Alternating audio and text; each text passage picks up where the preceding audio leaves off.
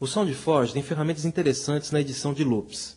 Loop é uma parte do arquivo ou arquivo total tocado repetidamente para transformar-se numa coisa maior.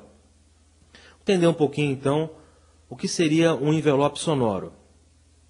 O envelope sonoro, essa região aqui determinada, é dividida em 4 pedaços. O ataque, que seria a entrada, o decay, que seria a permanência, o sustain, que seria a sustentação da nota, e o release, que seria o tempo total dessa nota. Geralmente a parte de sustain, a sustentação, é transformada em loop para aumentar a duração do som.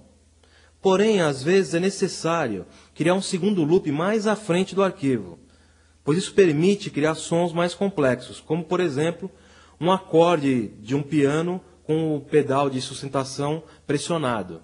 Ok? Bom, eu vou selecionar aqui essa primeira parte desse arquivo. Vamos ouvir esse arquivo. Vou selecionar aqui esse primeiro bumbo e vou aqui em Special, Insert Loop, Sample Loop, ou L no teclado. Insert Sample Loop. Dentro aqui de Sample Loop eu vou ter várias opções. One Shot, que é uma tomada só, Sustaining e Sustaining com Release. Bom, eu quero primeiro um Sustaining e em Loop Count, que é quantas vezes isso vai se repetir. Vou deixar esse valor de 5, que já estava aqui. Ok. Na hora que eu faço isso, o que acontece? Apareceu um segundo play aqui. É para justamente tocar as regiões, tocar usando o sistema de funcionamento de loops do SoundForge. Quer dizer, eu coloquei 5 vezes. O que vai acontecer? Ele vai tocar 5 vezes essa primeira região, depois ele vai tocar o resto do arquivo. Vamos ver.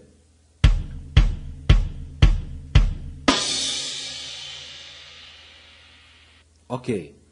Agora eu quero adicionar um loop tipo release. Como é que eu faço isso? Na mesma região selecionada, clicar aqui, lado direito do mouse, em Edit, em cima desse marcador. Sustaining com Release. E eu quero também 5 vezes. Para revelar esse marcador, eu vou puxar ele aqui. O que aconteceu agora? Eu tenho aqui 2 loops dentro desse pedaço de arquivo. Eu tenho 5 repetições do tipo release, 5 repetições do tipo sustain, depois ele vai tocar. Vamos ver.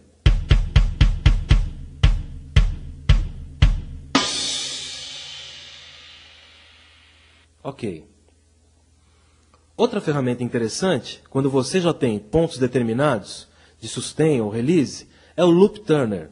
O Loop Turner, que pode ser aberto aqui em View, Loop Turner. Loop Turner, o que ele vai fazer? Ele vai definir exatamente os pontos de início desse loop, início e final. E isso você pode definir graficamente.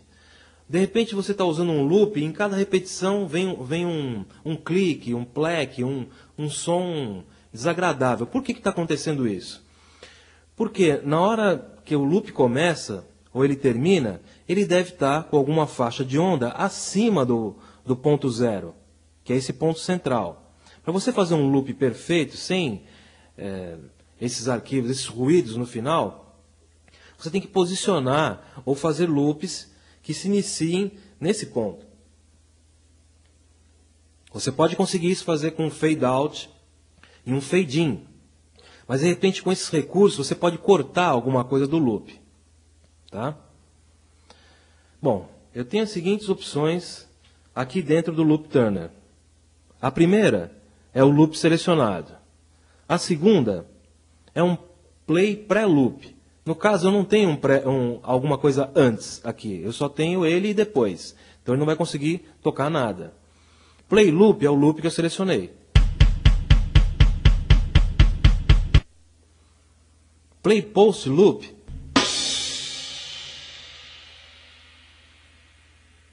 é o loop depois dele.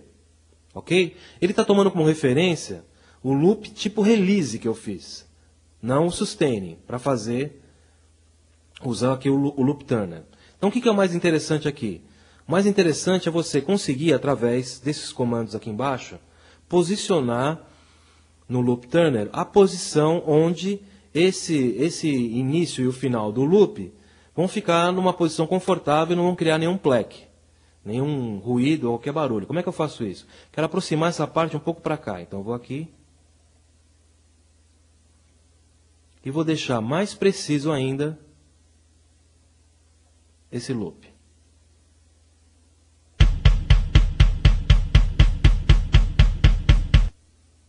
Ok? Então, dessa maneira que você pode, dentro de um arquivo de áudio, criar loops tipo sustain e release que você pode usar mais tarde em outros programas.